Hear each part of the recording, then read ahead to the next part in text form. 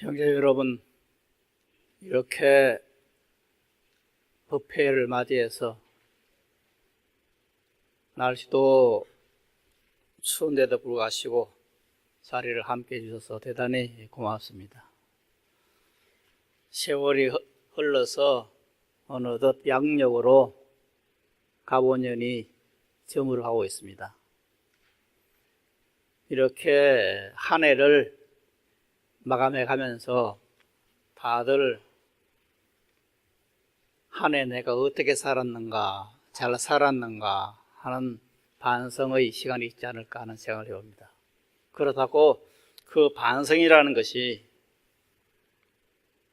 일기장에다가 내가 이런 일을 잘못했고 이런 일은 잘했고 그렇게 쓴다는 반성은 아닙니다. 그야말로 내가 지난 한 해 동안 내 생명이 부처의 무량공대 생명이라는 그 부처님의 말씀을 얼마나 잘 실천하고 얼마나 그의 믿음을 가졌는가 하는 것을 돌이켜보는 것이 바로 우리 신행인이 가져야 하는 그런 자세가 아닐까 하는 생각을 해봅니다.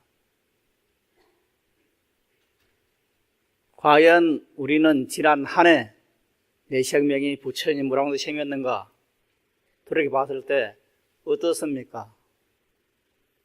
너무 먹고 사는데 집 문제로, 의식주 문제로 그렇게 연연해서 내 생명 자체를 등한시하고 있지는 않았는가 하는 생각을 해보는 것이 바로 한 해를 반성하는 그런 시간이 되었으면 좋겠다 하는 생각을 먼저 해봅니다. 그런데 우리 불자들은 이런 자세가 그렇게 많이 없죠. 다시 말씀해 드리면 부처님에 대한 어떤 감사한 마음, 그래서 부처님을 향해서 겸허하게 생각하는 그런 것이 상당히 부족하다는 생각을 많이 해봅니다. 우리가 지금 공양 기도문을 다 기억하십니까? 외울 수 있어요? 해볼까요? 대자대비 부처님 크신 은혜의 공양 일제정생 발보리 마하바냐 바라밀, 이것이 이제 불강의 공양 기도문인데, 여기 이제 우리가 지금 현재 이렇게 밥을 먹을 수 있고 이렇게 산다고 하는 것이 전부가 대자대비 하신 부처님의 은혜다 하는 것이 있는데, 이것을 이제 이 공양 기도문은 원래 스님들이 법공양할 때 점심 때는 오광계를 합니다. 바루를 들고 오광계라고 하는 것을 하는데, 즉 왜 우리가 내가 지금 무엇 때문에 밥을 먹는가 하는 것에 대해서 그 오광계에서는 위성도업 응수차식이라는 말을 쓰고 있습니다. 내가 도를 이루기 위해서 이 밥을 먹습니다. 내가 즐기기 위해서 밥을 먹는 것이 아니고, 몸이 튼튼하기 위해서 밥을 먹는 것도 아니고, 몸을 튼튼하게 하는 이유도, 밥을 먹는 이유도 도업을 이루기 위해서다. 부처님의 말씀하신 그 도를 이루기 위해서 이 밥을 먹고, 그리고 그럼 도를 이루고 난 뒤에는 그러면 필요 없느냐? 그건 아닙니다. 도를 이루고 난 뒤에 할 일이 또 하나 있죠. 즉 그 자기가 본 그 진리의 말씀, 부처의 말씀을 다른 사람들에게 전해서 그 사람들을 또한 도업을 이룰 수 있게끔 도와주는 것이 바로 깨달은 자의 일이 아닌가 해서 위성도 응수차식이라 하는 것은 이거 두 가지 것이 다 포함되어 있는 겁니다. 내가 도를 이루기 위해서 이 밥을 먹고, 그리고 내가 지금 깨달은 바를 다른 사람들에게 전해서 그 사람도 하여금 도를 이루고 행복된 삶을 살도록 하겠다는 그런 자세인데, 이런 자세들이 앞에 말씀드린 것처럼 우리 불자들에게는 좀 부족하지 않는가. 가령 예를 들어서 조금 전에 회장님하고도 잠시 이야기한 적이 했습니다만은, 우리는 지금 현재 절에 나와서 부처님 전에 예배 드리고 하는데, 지금 이 시간에도 마찬가지입니다. 법문이 예를 들어서 한 11시쯤 시작을 하니까 법문만 듣고 가지 뭐 하고 조금 전에 한 그 예불에 참석을 안 하는 겁니다. 지각하는 겁니다. 그런데 이 예불이라 하는 거, 물론 이것이 저희들이 70년대, 60년대 후반에 이렇게 학생회 활동을 할 때도 보면은 그때는 법회가 처음 만들어졌습니다. 그 시절에. 그냥 불공이라는 것만 절에 있었고, 절에서는 거의 법회라는 개념이 없었어요. 그러다가 이제 학생들을 중심으로 해서 법회라는 것이 생기게 되었는데, 그때도 보면은 법회 순서가 딱 나와 있어요. 뭐가 나와 있냐면은, 삼기, 그 다음에 반야신경, 법문, 그 다음에 기도, 그 다음에 사홍선, 이렇게 정형이 돼가지고 예불을 하지 않았어요. 그래서 아마 불광법회가 생기고 난 뒤부터 법회 시간에 예불을 해야 된다는 개념이 생긴 것 같습니다. 70년대 불광법회가 생기면서 그것도 처음부터 그 스님께서는 예불을 굉장히 중요하게 생각했습니다. 그래서 같이 예불하는 이것이 바로 신행행위고, 그 외에 다른 것은, 법문 듣는 것은 사실은 부수였습니다. 그런데 세월이 많이 가는데도 불구하고 이렇게, 물론 예불 한다고 하는 것이 지금 현재는 거의 법회를 보행하는 그런 행사에서 정형화되어 있지만은, 이렇게 부처님들의 예불하는 이것이 등하시 된다고 하는 말은 무슨 말이냐 하면은, 부처님에 대한 감사가 없다란 말입니다. 부처님을 향한 감사와 어떤 겸한 그 자세가 없는 데서 일어나는 것이 아닌가 해서, 우리 불광행위들도 있음을 잘 생각해야 됩니다. 법문을 시작해서부터 법회가 시작되는 것이 아니고 예불할 때부터 법회가 시작되는 겁니다. 그리고 그 예불이라고 하는 것은 굉장히 우리들이 실행생활에서 중요한 점입니다. 우리들은 하루에, 스님들이나 신심 있는 우리 형제들은 하루에 3번 예불을 합니다. 아침, 새벽에, 그 다음에 점심때 맞이를 올리고, 그 다음에 저녁에 또 예불을 하죠. 그 예불하는 것이 뭐냐? 예불한다는 그 자체가 부처님께 예배하는 거죠. 부처님의 말씀을 상기하면서 내가 부처님께 이러이러한 것을 나는 합니다 하는 것이 예불이거든요. 그래서 이것은 부처님에 대한 감사한 마음이 있을 때 가능한 겁니다. 그런데 우리 불자들은 이런 예불에 대해서 그렇게 신경을 안 쓰는 것 같아요. 이제 그래서 불광이 생긴부터 처음부터 시작해서 나온 말씀이 뭐냐면은 일과정지라는 것입니다. 일과정지를 해야 된다. 아무리 법문을 듣고 어떤 봉사활동을 많이 하고 그렇게 하더라도 일과정지를 하지 않으면은 그거는 불자가 아닌 겁니다. 아마 일과정지에 대해서 불광만큼 중요하게 생각한 그런 단체도 없을 겁니다. 뭐냐면은 우리가 지금 현재 집에서도, 절에서든 집에서든 경전을 읽고 부처님께 예배하는 이 자세가 되었을 때 내 생명이 부처님의 한량없는 공덕 생명이라는 것을 스스로 체득하게 되고, 여기에 내 삶이 기뻐지고 보람을 느끼고, 그래서 내 삶이 행복해지는 겁니다. 힘써서 바라밀 염송을 하고 금강경을 읽고 반야신경을 외우고 이렇게 했을 때 내가 기뻐지는 겁니다. 행복해지는 겁니다. 그래서 이렇게 부처님에 대한 감사, 예배가 있어야 되는데, 우리가 지금 우리 불교에서 이렇게 부처님에 대한 예배하는 행위, 이 감사가 왜 부족한가 하는 것을 생각해 봤을 때, 저는 나름대로 여기에는 불교 신앙 형태에 대한 두 가지에서 기인되는 것이 아닌가 하는 생각을 해봅니다. 그것이 뭔가 하니 우리가 보통 우리 불교는 자력신앙이다. 그리고 다른 종교는 신을 믿는 것은 타력신앙이다 하는 생각을 해가지고 자력신앙은 개랑 예를 들어서 살불살조하는 참선문, 그러니까 부처를 만나면 부처를 죽이고 조사를 만나면 조사를 죽인다 하는 철저하게 이것은 내 자력에 의해서 나를 구원해 나가는, 구제해 나가는 그런 종교라고 생각하고 있고, 그래서 그것은 수상하다. 대신 신을 믿는 종교는 그건 타력신앙이다. 신에 의지하는 것이다. 그래서 남아미타불 하는 것도 좀 아미타불님께 의지해서 극락시에 간다고 하는 것은 그것은 좀 시원찮은 좀 자력신앙보다는 좀 못한 그런 신앙 형태로 생각을 합니다. 그래서 이제 이런 생각들이 이제 우리 불자들에게 있는 것입니다. 스님도 마찬가지입니다. 그런데 과연 우리가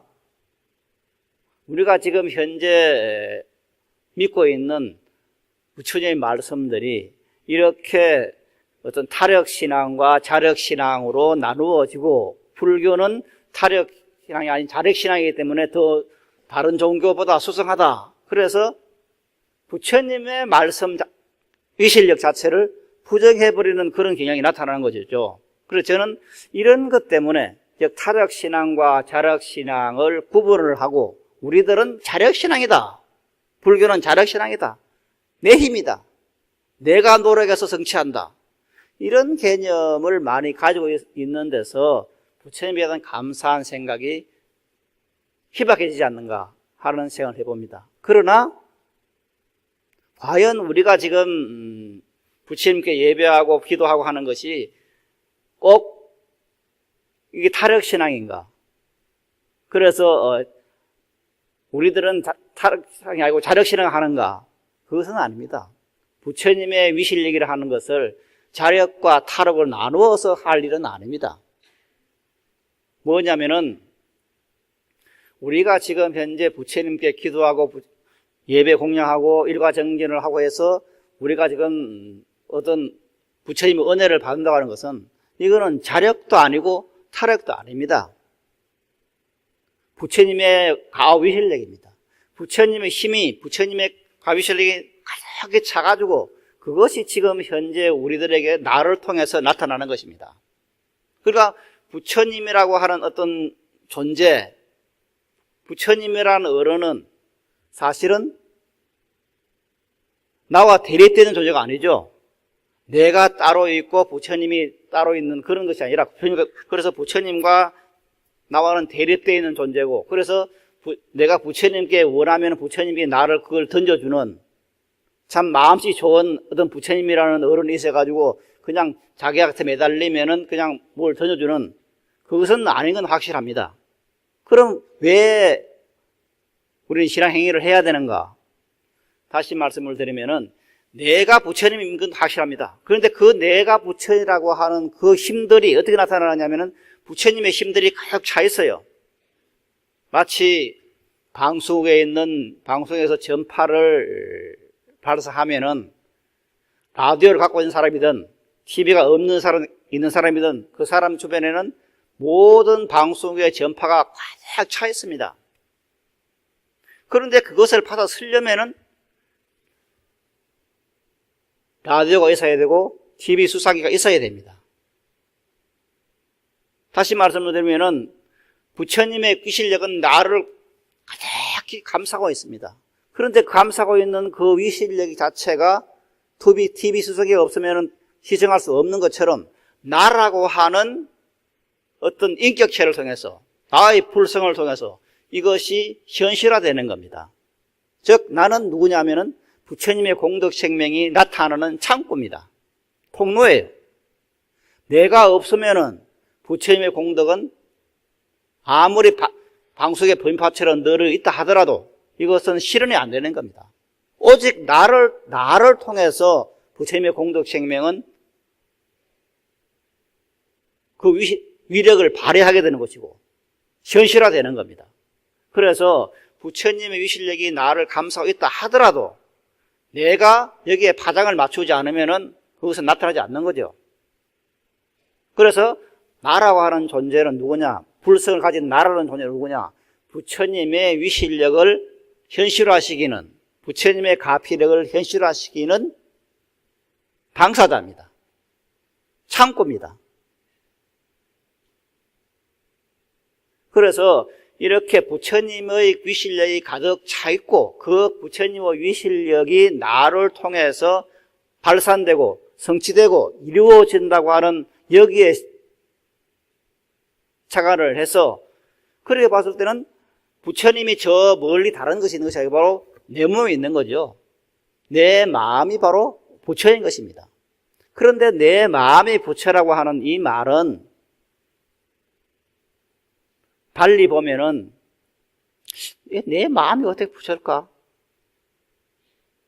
내가 지금 내 마음에 안 드는 사람을 만나면은 어느 때는 시기 질투심도 나고 어떤 때는 짜증도 나고 그렇게 생각하는 내 마음이 어찌 부처일까? 이렇게 생각이 있습니다. 그런데 우리가 생각하는, 불교에서 말하는 이 마음이라고 하는 것에는 마음은 두 가지가 있습니다. 이건 이제 능경에 나오는 말씀인데 하나는 뭐냐면은 우리가 생각하는 이 마음입니다. 좋은 것을 보면은 좋고 나쁜 것을 보면은 인상이 쓰여지고 이렇게 어떤 생각의 그림자들. 그런데 이 생각의 그림자 이렇게 생각하고 저렇게 생각하고 경계를 봐서 눈으로 보고 손에 잡히고 귀에 들리는 이런 것을 보고 생각하는 이것은 똑같은 마음심자를 써서 마음이라 하지만은 이것은 내 생명이 부처님이라고 하시면 그 마음은 아닌 겁니다. 이거는 마음의 그림자입니다. 그림자지 결코 마음은 아니에요. 그래서 우리들은 잘못하면 생각의 그림자라고 하는 것을 갖고 내 마음이다 이렇게 생각을 하고 있어요. 그러나 능계에서 말하는 그런 내 마음이라고 하는 것은 내 마음이 부처라고 하는 것은 이것을 넘어선 것입니다. 넘어선 것. 즉 지금 겉으로 드러난 생각의 그림자 같은 이것을 뚫고 들어갑니다. 뚫고 들어갔을 때 거기에 내 본래의 마음이 나타나요. 내 본래의 마음이 나타난다고 하는 말은 무슨 말이냐면은 지금 이것이 내가 지금 세상을 살아가면서 이런 생각 저런 생각 하는 것 때문에 소위 말해서 문명이라는 것 때문에 시기하고 질투하고 짜증내고 하는 이런 것 때문에 내 마음이 지금 본래의 마음이 메모올 때 있어요. 그래서 어떠한 행위를 해가지고 내 마음을 비워내었을 그 생각하는 마음, 생각의 그림자를 비워내었을 때 내 본래의 마음이 나타나게 되는 겁니다. 그 내 본래의 마음이 나타난 것이 뭐냐? 이것이 부처의 마음입니다. 그래서 이것은 내가 아무리 겉으로 죄를 짓고 악을 범하고 해도 이건 결코 감해지는, 적어지는 것이 아닙니다. 죄를 지었든 짓지 않았든 수행을 많이 했든 안 했든 법회 다니든 아니든 관계없이 내 생명 자체는 쫙 뚫고 들어가면 그 밑바닥에 가보면은 결코 흔들리지 않는 내 본성자가 있는 겁니다. 바다로 말씀드릴 것 같으면은 그 바다라고 하는 것은 겉으로 봤을 때는 파도가 치고 폭풍이 일어나면 바다 그냥 굉장히 그냥 난리를 치죠. 그런데 겉으로 드러나는 마음이 모습입니다. 그런데 그 바다 속을 들어가면은 아무리 태풍이 몰아쳐도 결코 흔들리지 않는 고요한 그 자리가 있습니다. 그 자리가 뭐냐? 태풍이 쳐도 흔들리지 않는 그 바다 밑바닥에 있는 그것이 뭐냐면 바로 내 마음입니다. 그런데 이 마음을 보려고 하면은 본래 있는 것이지만은 내가 항상 눈에 보이고 귀에 들리고 손에 잡히는 이러한 것이 전부라고 생각하기 때문에 그 자리에는 우리는 들어가지 못합니다. 그럼 그 자리에 들어가면 어떻게 되느냐? 들어가려면은 일단 자기를 비워내야 됩니다. 지금 현재 소란스러워 되어 있는 내 자신을 비워내야 됩니다. 비워내기 위해서는 쉬어야 됩니다. 쉰다고 하는 것은 뭐냐? 우리가 지금 그래 내 마음이 복잡하다 쉬자 해서 쉬워집니까? 아무리 쉬자고 해도 쉬워지지 않습니다. 아무리 아름다운 생각, 좋은 생각, 선한 생각을 하려고 해도 경계만 보면은 화가 나잖아요. 화가. 세월이 참 지저분한 것이 많거든요. 지금 대한민국은 계속 뉴스에 보면은 꼭 한 사건이 터져요. 지금 현재 사건이 터져 있는 것은 뭐냐? 땅콩 회항이요. 카알기의 땅콩 회항인데, 이게 지금 김현아인가 조현아인가 아침에 시작하면서 또 옛날 김현이라는 여자가 나오고 소란을 치더니 그 다음에 또 조현아가 나오고 또 소란을 치가지고 온 나라가 시끄러우니까 현자가 잘못됐는가 하는 생각까지 들어요. 이렇게 무엇인가 끊임없이 우리들을 괴롭히는 것들이 나타나요. 그런데 그 괴롭힘이 나타나는데, 야, 조현아, 지금 들어가. 왜 자꾸 나로 괴롭혀? 이렇게 한다고, 소란스러운 내 마음이 없어집니까? 저 사람 나쁜 사람이야. 고약한 사람이야. 갑질이야. 예? 이러니까 한다고 해서 그게 없어지지 않잖아요. 그럼 여기에서 하나의 방법이 나와야 됩니다. 무슨 방법이냐? 그런 복잡한 생각이 날 때 마음을 일단 다잡아서 마바냐 바라밀로 돌려버리는 겁니다. 이게 가장 훌륭한 방법입니다. 이것이 바로 영불법입니다. 아무리 힘든 일이 있더라도 그 힘든 일에 연연하고 있으면은 힘든 일은 가지 않아요. 계속 연결돼요. 그래도 힘든 일이 있을 때, 어려움이 있을 때, 고통이 다가왔을 때 거기서 일단 마음을 빼는 겁니다. 마음을 빼려고 하는 것은 뭐냐? 빼라. 어? 마음아 나가라. 그런다고 나가지는 것이 아니거든요. 그럼 이때 힘든 일이 벌어졌다, 복잡한 일이 벌어졌다 했던 그것에 연연하지 않기 위해서는 어떻게 되느냐? 바로 그 순간에 마바냐 바라미를 생각하는 겁니다. 염송하는 것입니다.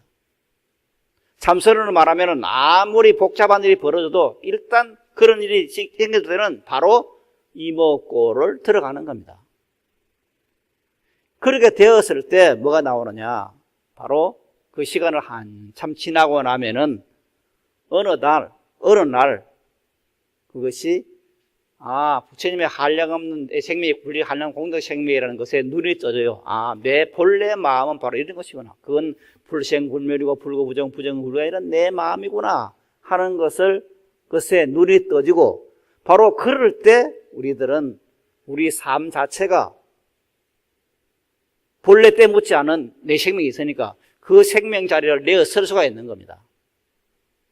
그런데 이것을 아무리 내어설려고 해도 이걸 모르면 못 내서잖아요. 그래서 참선무이라 하는 것은 뭐냐?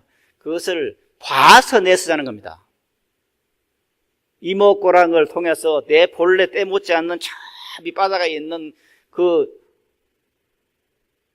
요동심이 없는 그 마음을 보아서 그것을 내어서자는 것이 참선문입니다. 그럼 불광에서 마바냐 바라밀은 무엇인가? 보기 힘든다. 그걸 본다는 건 쉬운 일이 아니다. 그러면은 내 마음이 부처님의 한량없는 공덕생명이라 하는 그 자체를 일단 봤든 보지 않았든 관계없이 믿자고 하는 겁니다. 이게 신의 불교입니다. 믿는 마음입니다. 만약에 이런 믿는 마음이 아니고 보아야만이 그것을 내었었다면 그것은 10년, 20년, 30년, 40년을 기다려야 됩니다. 그러나 이것을 보지 않더라도 100% 믿고 사유하면은 당장 가능한 겁니다. 오늘 이 자리에서부터 지금 해담스님 이야기를 들으니까 내 생명 자리는 그런 자리구나. 내 생명 자리는 마바냐 바라밀의 자리구나. 절대 천정한 자리구나 하는 것을 100% 믿을 수 있다면은 바로 지금 이후에 나의 생활은 그 청정심이 나타나는 생활이 되는 겁니다. 그런데 언제까지 우리들은 참선문에 대해서만 생각을 하는 겁니다. 봐야지. 보지 않고 어떻게 믿어? 이렇게 참선문에서 말하는 그 문턱, 이것에 연연하고 있으면은 우리 믿을 수가 없게 되는 겁니다. 그러니까 그건 설 수가 없겠어요. 설 수가 없어. 내어 설 수가 없어요. 근데 중요한 것은 이건 내어 서야 되는 겁니다. 그러면은 이렇게 내어 서는 마바냐 바라미를 내어 서는 그런 것이 어떤 것이 있는가를 한번 보면은 금주의 법의 부처님의 가위 실력에 대해 있어가지고 금강경 두 번째 문달에 보면은 금강경 이상증멸금이 나옵니다. 보면은 수보리야 장차 오는 세상에서 만약 어떤 선남자 선인이 있어서 능 이 경을 받아 지니고 읽고 외우면 곧 열애의 불지혜로서 이 사람을 다 알며 이 사람을 다 보나니 모두가 헤아릴 수 없고 가업농원들을 성취하게 되리라 하는 본문 얘기 나옵니다. 여기서 지금 현재 이거는 이제 금강경의 이상정멸본의 말씀인데, 여기서 이제 부처님께 법을 묻는 사람이 누가 되냐면은 이 내용을 봐서는 분명히 이제 수보리로 되어 있습니다. 수보리가 부처님께 여러 가지를 금강에서 많이 물으니까 그때 부처님께서 이렇게 말씀하시는 겁니다. 오는 세상에 어떤 선남자 서인이 이 경을 받아 지니고 읽고 하면은 부처님께서 그 불지혜로서, 부처님의 지혜로서 이 사람을 다 보고 안다 하는 말인데, 여기서 지금 이제 묻는 제자는 수보리입니다. 수보리는 누구냐 하면은 부처님의 10대 제자 가운데 별명이 있는데, 그 제자 가운데 수보리는 해공제일입니다. 공을 제일 잘 이해하고 공을 제일 잘 터득한 제자가 수보리라고 되어 있습니다. 그런데 이 수보리에게 대답하는 부처님의 말씀은 바로 이 말입니다. 누구라도, 선남자 선녀 누구라도 반야바라미를 받아 지니고 읽고 외우고 그리고 수행하면은 내가 부처님의 지혜로서, 열애의 지혜로서 이것을 다 보고 다 안다 그런 것입니다. 여기서 이제 뒤에 나오는 그 대본 반야경의 사리부라고는 조금 다른 견해가 나오게 되는데, 뭐냐면은 부처님께서 내가 반야바라미를 수행하는, 글로 수고하는 것, 수행하는 것을 다 본다 하는 것 말은 무슨 말인가? 모든 사람들은 누가 나를 알아주기를 좋아합니다. 알아주기를. 물론 항상 해마다 12월이 되면은 다른 종교에서 이제 이웃을 돕기 위한 그런 헌금을 내라고 하죠. 거기에 무슨 해마다 1억을 그냥 내는 사람들 물론 있습니다. 대단한 사람들이 있죠. 그런데 대부분의 사람들은 자기를 드러내기를 좋아하죠. 그래서 어떤 옛날 스님 이야기에, 그러니까 한 5, 60년 전의 스님들 이야기인데, 그 어느 스님이 자기 절에 공덕을 지은 사람의 이름을 비석을 세웠어. 공덕비를 세워서. 그러니까 그것을 보고 성칠 큰 스님께서 말씀하실 거예요. 왜 여기 지었을까? 이 공덕비를 쭉 해운대 여기에다가 딱 세웠으면 훨씬 잘 볼 텐데 하는 그런 말이 있어요. 그것이 이유 어쨌든 간에 사람들은 이렇게 공덕비를 세우고 막 그 사람이 참 훌륭한 일을 했다고 다른 사람이 알아주기를 좋아하죠. 그런데 알아주는 것 가운데 지금 이 대목에서는 뭐가 있냐면은 부처님이 알아준다는 거예요. 부처님이 나를 알아줘. 세상에 이보다 더 큰 일이 어디 있겠습니까? 다른 몇몇 사람에게 알아달라고 그냥 도로를 내고 공덕비를 세우고 하는데, 경으로 보고 경을 읽고 수행하는 것을 부처님이 다 안다, 봐준다, 그걸 보고 있다. 보통 일이 아니죠. 이보다 큰 일이 없습니다. 그런데 그 뒤에 가면은 또 어떤 앞에 가면은 이제 대품 반야경 문제품에 나오는 규절입니다. 이것은 같이 한번 읽어봅시다. 찾았습니까? 사리보라, 시방 현저히 한량없는 재물은 모든 것을 알며 모두가 불안으로서 이 선남자 선여인의 깊은 반야 바라미를 글로 쓰는 때와 내지는 수행하는 때를 보고 있다. 사리보라, 어떤 보살들을 구하는 선남자 선여인이 만약 이 깊은 반야 바라미를 글로 쓰고 주지하며 독송하고 바르게 사유하며 설한 바대로 수행한다면 이 사람 멀지 않아 안욕따라 삼약삼불이에 다가섬을 알아야 한다. 사리보라, 체불은 선남자 선여인이 공양의 공덕으로 마땅히 큰 이익과 큰 과보를 얻음을 보고 있다. 사리보라, 이 선남자 선여인은 이 공양의 공덕 인연으로 악도에 결코 떨어지지 않고 마침내 불터진 지에 다다를 때까지 재불을 멀리 여의지 않게 된다. 네, 거기까지입니다.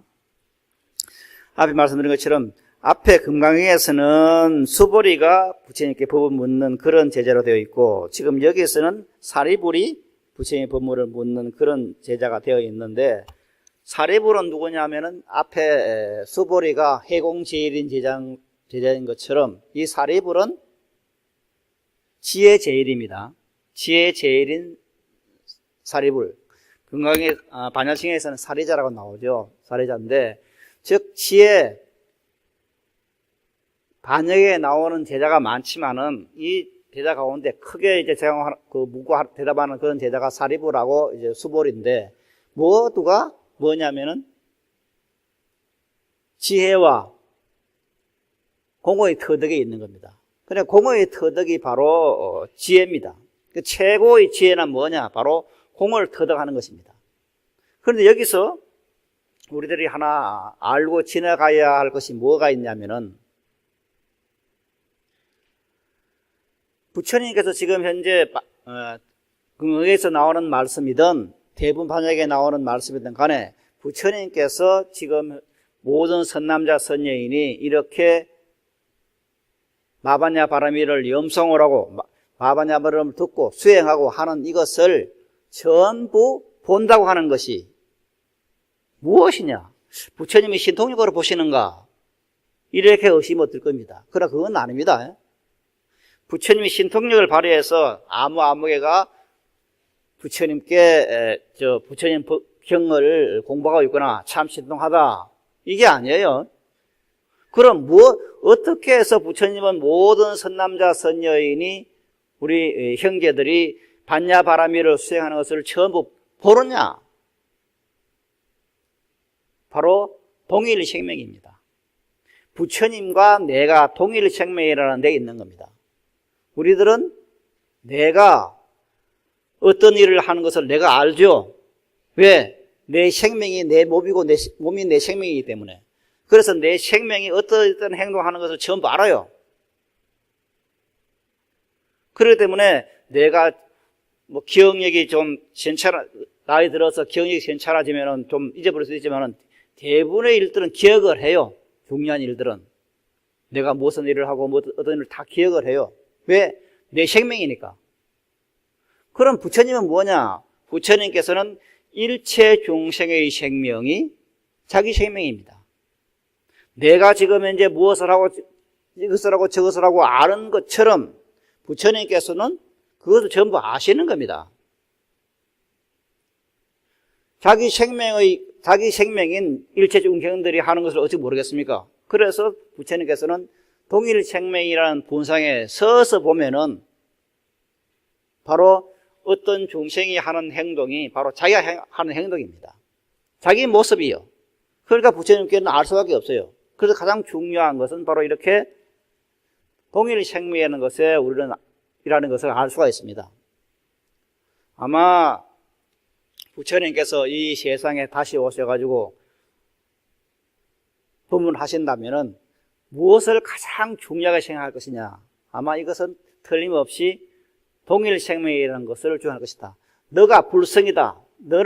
너가 부처님의 성을 가지고 있는 그런 존재다 하는 것을 힘주어 말씀하기보다는 너희들 모두는 똑같은 부처님의 성품을 지니고 있는 그런 불자다 하는 것에 더 신경을 쓰지 않을까 하는 그런 생각을 해봅니다.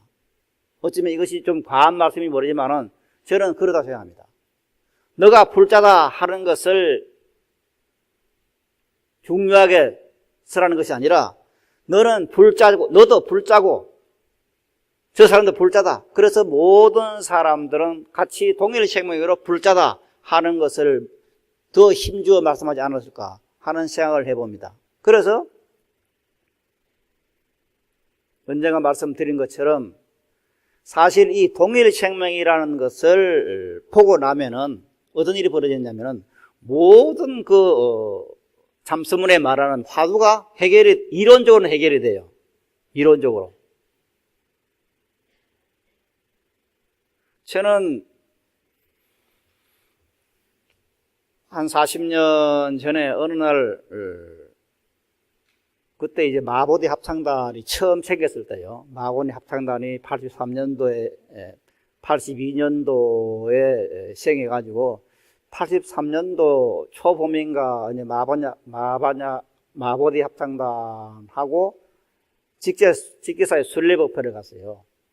순례법회를 가서 관흥 스님 법문을 이제 추우니까 금방에서 들었는데 금방에 들을 때 이제 이 관흥 스님께서 이 동일 생명 이야기를 했어요. 그 이야기를 듣는 순간 눈이 번쩍 띄었어요. 아, 그래. 불교라는 것이 동일 생명이구나. 모든 사람들이 동일 생명이라는 것을 말해주는 것이 바로 불교구나.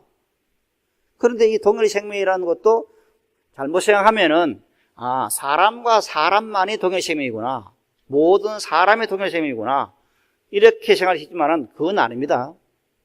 이 동일 생명, 동일 법성 하는 이 말에는 모든 중생이 동일 생명이면서 부처님과 나도 동일 생명이라는 거예요. 부처님과 나도 동일 생명, 같은 생명이고 조사 스님들과 나도 동일 생명이고 이 자연과 내가 동일 생명이란 말입니다. 지금 현재 이 지구라는 땅은 굉장한 곳입니다. 이것이 모든 것을 다 내요. 인간이 필요한 모든 것을 다 함장하고 있는, 갖추고 있는 것이 땅입니다. 이것뿐만 아니죠. 모든 존재물들이 필요한 모든 것을 다 생산해내는 것이 땅입니다. 공덕의 덩어리입니다. 그런데 이 공덕의 덩어리인 이 땅, 이 자연, 이것과 나도 동일 생명입니다. 그러니까 땅이 가지고 있는 그 한량없는 공덕의 생명을, 무한 공덕의 생명을 내가 똑같이 가지고 있다고 하는 것이 바로 동일 생명의 이론입니다. 그래서 이런 동일 생명에서 봤을 때는 보통 삼서문에서 화두를 1700 화두라고 그렇게 공안이라 그렇게 말합니다만 그 1700 공안이 전부 이론적으로 해결이 돼요. 이론적으로. 그러나 그 이론을 가지고 동일 생명을 알았다고 해서 동일 생명이 되는 것은 아닙니다. 그건 어떤 이론입니다. 방거사의 개송에 방거사가 마조 스님을 찾아뵙고 말씀하시기를, 여쭙기를 불의만법 위려자, 이 세상에는 절대자라는 것이 있는데 그 절대자하고 짝하지 않는, 절대자와 짝하는 마음법과 더불어 벗하지 않는 그런 자가 누굽니까? 하고 물으니까 마주스님께서 일곱진 서강수라고 그랬어요. 일곱진 서강수. 우리말로 하면은 무엇이 절대자입니까? 무엇이 마음법과 짜지 않는 자입니까? 무엇이 부처입니까? 하는 이 물음에 마주스님께서는 일곱진 서강수, 우리말로 하면 여기서 말하면은 저 한강의 물을 남한강과 북한강에 모여서 팔당곳에 모이고 거기서 흘러나오는 저 한강의 물을 너가 한 입에 다 마시고 나면은 일러주겠다. 그렇게 말씀했어요. 그래, 그 말 아래 방거사는 깨달아버렸어요. 그래서 오늘날 중국에서 가장 유명한 제가 거사로서 추앙을 받고 있는 겁니다. 그럼 여기서 방거사가 너가 저 항아의 물을 한 입에 다 마시면 일러주겠다 하는 그 말에 무슨 근거로 해서 방에서는 깨달음을 얻었는가 하는 것을 생각해 볼 수가 있는데, 여기서 나오는 것이 뭐냐면은 어떻게 마실 수 있어요? 항아의 물을 어떻게 한 입에 다 마셔요? 이것은 이제 이론적으로 정리하면 그렇습니다. 이론적으로 정리하면은, 그래, 항아의 물을 한 입에 다 마시면은, 나서려면은, 내가 항아의 물이 되면 되구나. 항아가 내가 동일 생명이 되는구나. 이렇게 이론적으로 정립할 수가 있어요. 그래서 모든 화두가 이렇게 여기서 해결된다고 하는 말입니다. 그런데 그렇게 이론적으로 해결했다고 해서 내가 지금 현재 한강의 물과 한 입이 되는 것은 아니잖아요. 결코 이론을 알았다 해서 한 몸이 되는 것은 아닙니다. 그런데 이것을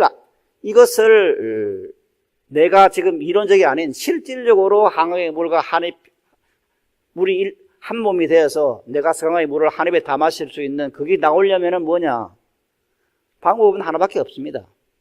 화두를 하든지, 화두 공부를 하든지, 아니면은 마반야 바람일 염송을 해서 내 생명이 마반야 바람인 것을 실제로 터득하든지, 아니면은 믿든지 하는 겁니다. 그런데 이 믿는다, 앞에서 말씀드린 것처럼 지금도 말씀드린 이 믿는다고 하는 것이 그렇게 쉬운 것은 아니죠. 어떤 사람들은 어떤 절에서 그때 불광에 좀 93년도, 4년도 그때 아주 복잡할 때 불광에 많은 우리 형제들이 이제 다른 어른 절에 참선한다고 앉아 있어요. 그런데 그 참선을 앉아 있는 그 분들의 가운데서는 뭐냐면은, 아직도 그렇게 그냥 유치원 생활을 하냐, 그렇게 조롱하는 사람도 있어요. 그러나 우리나라 한 은세에 들어와서 가장 추앙받는 큰 스님 가운데 우리 광자덕자 큰 스님이 계시는데, 광자덕자 큰 스님은 한 30년을 오직 참선만 했습니다. 그리고 행정도 했고, 그런데 어느 날 마반야 바라미를 들고 일어났어요. 들고 법회를 시작했어요. 당신이 한 30년을 참선을 해봤는데 이 참선을 가지고는 내 생명이 부처님 무량도 생명이라는 것을 알 수가 없어요. 체득할 수가 없어. 그러니까 이것은 안 되겠다. 그래서 제가 신도들에게는 이것을 믿게 해야 되겠다. 그래서 내 생명이 마반야 바람인 것을 믿게 하자 하는 것을 제정하신 겁니다. 이 말은 참선을 해서 단순하게 참선은 너무 어렵다, 그러니까 하지 말자 하는 것이 아니에요. 누구보다도 열심히 참선을 했어요. 아마 큰 스님들 가운데서 광덕 큰 스님께서는 당신의 호법에 보면은 20일간을 잠을 안 잤다 하는 말들이 많이 나옵니다.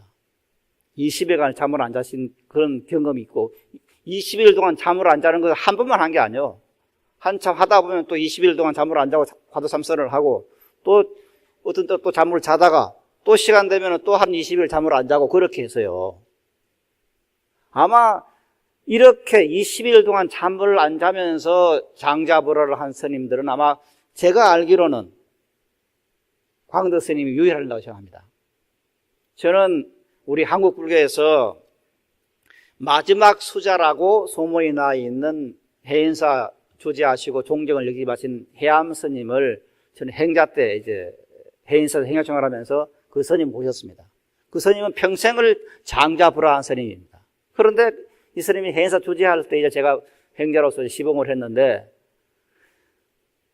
평생을 이제 잠을 안 자는 하는 게 잠을 안 자는 게 아니라 그냥 이렇게 기대어서 벽에 기대어서 이제 눕지는 않아요. 절대 눕지는 않아요. 평생을 눕지 않았어요. 그러면서 벽에 기대서 잠을 자요.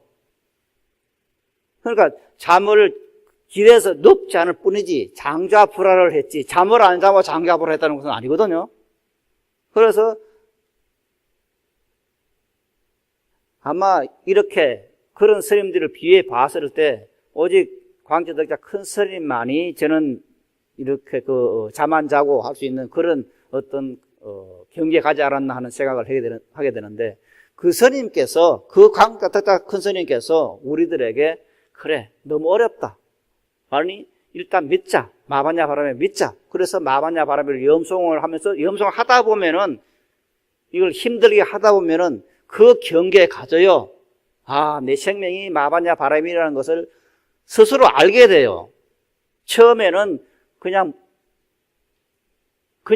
하는 겁니다. 그런데 하다 보면은, 힘들게 하다 보면은, 아, 내 생명이 마바냐 바람이라 하는 것을 내 몸 전체로 보게 돼요.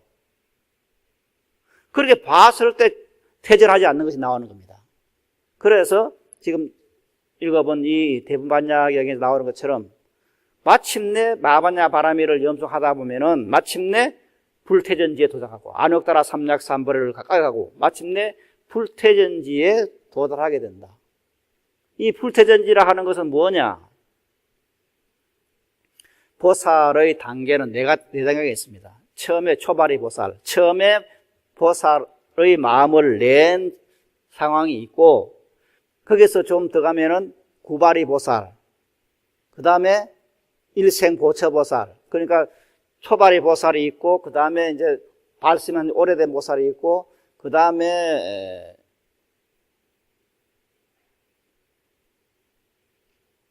마지막에 이제 불퇴전, 퇴전하지 않는 그런 경기가 나타나요. 이게 이제 마지막 보살의 경기인데, 그 뒤에 이제 부처를 이루게 되는 것인데, 이렇게 마바냐 바람이를 염송함에 의해서 뭐냐 나오냐, 불퇴전지에 머물게 되고, 마침내 안옥따라 삼약삼불을 이룰 때까지는, 즉 무상정등 정각을 이룰 때까지 결코 퇴전하지 않는다 그랬어요. 이러한 사실들을 뭐라 하느냐, 부처님께서는 이미 다 보고 아신다 그랬어요. 그래서 이걸 봤을 때 우리가 반야 법문을 만나서 수행하면 바로 부처님의 크신 위실력이다. 그 위실력이라 하는 것이 뭐냐, 바로 내 생명이 부처님의 한량없는 공덕 생명인 것을 보게 된다. 부처님과 내가 같은 생명이라는 것을 내 몸으로 체득하게 된다. 그래서 마침내 어떻게 되느냐, 반야 바람일 과보를 거기에 의해서 큰 과보를 얻게 된다. 그 큰 과보 가운데 제일 큰 과보는 뭐냐면은 바로 깨달음을 얻는 과보입니다. 자기가 부처인 것을 보게 되는 그 과보입니다. 그런데 여기서 이 과보를 얻는다고 하는 것이 어쩌면은 우리들이 생각할 때는 나는 지금 현재 그냥 사는 것이 힘들어서 깨달음을 얻든 안 해도 관계없다. 지금 현재 그냥 생활하는 가운데 좀 역경이 없으면 좋겠다. 좀 삶이 좀 잘 풀려면 좋겠다. 그래서 견성성불 그 흥미가 없어. 이렇게 생각할 수도 있습니다. 그러나 불교에서 말하는 견성성불한다고 하는 것은 이것이 지금 현재 일상생활하고 벗어나 있는 것은 아닙니다.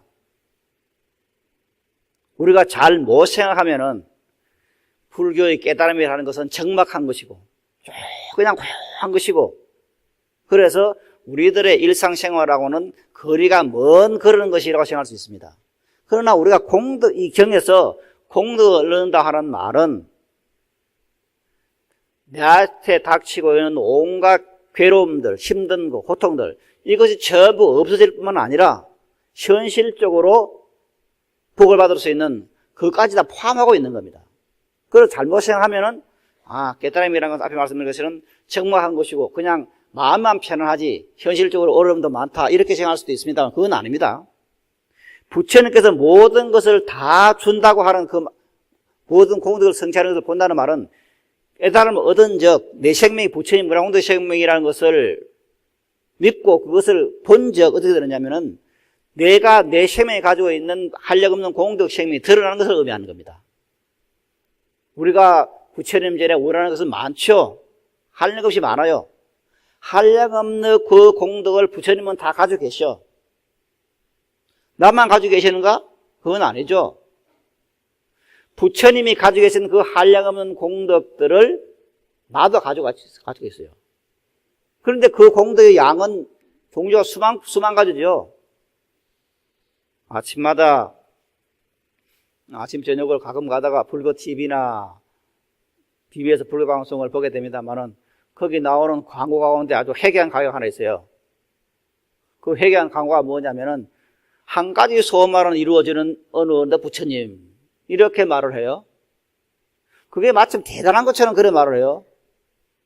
아유, 저 803 갓바이 부처님이 한 가지만 이루어지면 어떡합니까? 다 이루어줘야지. 우리가 소원하는 게 한 가지입니까? 8만 4천 가지 그 소원을 다 가지고 있어요. 그 모든 것을 다 이루어지는 것이 부처님이에요. 왜? 내 생명은 바로 부처님이니까. 그 내 생명 속에 그런 공덕이 있어요. 그래서 우리가 생각하는 지금 아침에 보니까 아마 벌써 이제 대학 입시, 수시 원서 놓고 뭐 이렇게 나오더라고요. 자녀가 대학 가는 것은 말할 것도 없고 먹고 살고 하는 모든 것을 다 이루어주는 것이 바로 부처님 위실력이에요. 그래서 내가 지금 내 생명이 부처님의 무량공덕 생명이라는 것을 터득한 적, 그 사이에 거기 가서 도달한 적 뭐냐면은 내 생명이 부처님의 한량공덕 생명이니까 단단하게 벌어지는 여러 가지 일들, 남편이 병이 들었는데 낫게 하는 법이라든가 자녀가 학교 가는 문제라든가 아니면 시어머니가 병이 나서 지금 병이 나 있는 문제라든가 이런 문제까지 다 해결되는 겁니다. 그것을 제외된 것이 아니에요. 내 눈에 보여 귀에 들리는 모든 현상계를 벗어나서 깨달음이 있는 건 아닙니다. 그래서 그런 부처님의 위실력이 가득 나에게 있는 겁니다. 그래서 이 부처님의 위실력을 우리들은 믿어야 됩니다. 그래서 내가 살고 있다고 하는 것이 부처님의 크신 은혜다 하는 것에 눈을 떠줘야 됩니다. 그야말로 공양할 때도 대자대비 부처님 크신 은혜의 공양 일찍이 발불이 마반야 바람이 하듯이 모든 것이 부처님의 크신 은혜구나. 이것을 지금 이제 우리들은 느껴야 됩니다. 그래서 아침에 일어났을 때 예불을 해라 일과정연하는 것은 예불을 하고 경전을 읽을 때 그 경전 자체가 너의 생명이 부처님의 한량없는 공덕입니다. 너의 생명은 완벽한 것이다. 조금 더 결함이 없는 것이다. 모든 것이 이루어지는 것이다. 걱정하지 말아라. 하는 말들이 바로 경전 내용입니다. 그것을 지금 경전을 통해서 우리들은 받아들이는 겁니다.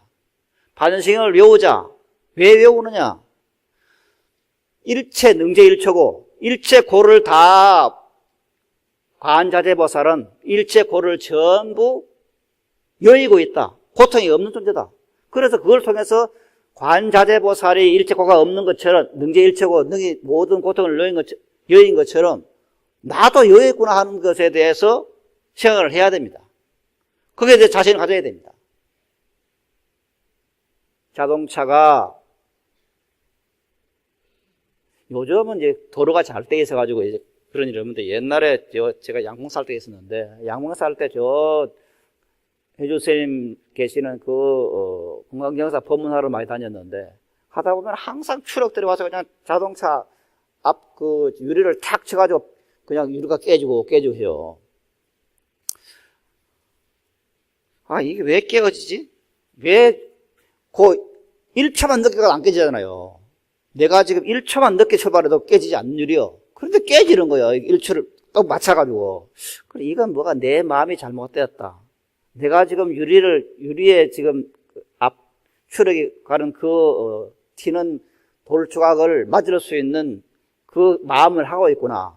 그래서 그때부터는 이제 마반야 바라비를 염성을 했어요. 유리도 안 깨지고, 잡념도 없애고, 그럼 마반야 바라비를 염성하고 다니부터는 그다음부터는 한 번도 안 깨져. 그게 뭐냐면은 이제 믿는 겁니다. 내 생명이 부처님의 공생과 똑같은 것이다. 나에게는 결코 고통이라는 것은 있을 수 없는 것이다. 내 삶은 편안한 것이다. 왜? 부처님이 보고 있으니까. 이런 것이 있을 때 우리 삶이 그때부터 펴어지는 겁니다. 그래서 부처님께서 이 세상에 오신 이유는 딱 하나입니다. 능제일초고입니다. 중생들이 다 고가 있다. 이 고를 어떻게 외울 것이냐? 그래. 첫째는 그것을 없애기 위해서는 일단은 너는 부처라 하는 것을 믿어라. 너의 생명이 부처라는 것을 믿어라. 너 육체가 부처 자체인 것을 믿어라. 그러니까 그것을 믿고 있으면은 내가 부처니까 고른이 없잖아요. 이게 제일 급선무예요. 그래서 우리가 불교에서 받아들이는 것은 내가 박쥐범부가 아니다. 내가 고난을 받아야 할 업보중생이 아니다 하는 것에 눈을 뜨지는 것이 뭐냐. 이게 부처님 말씀이에요.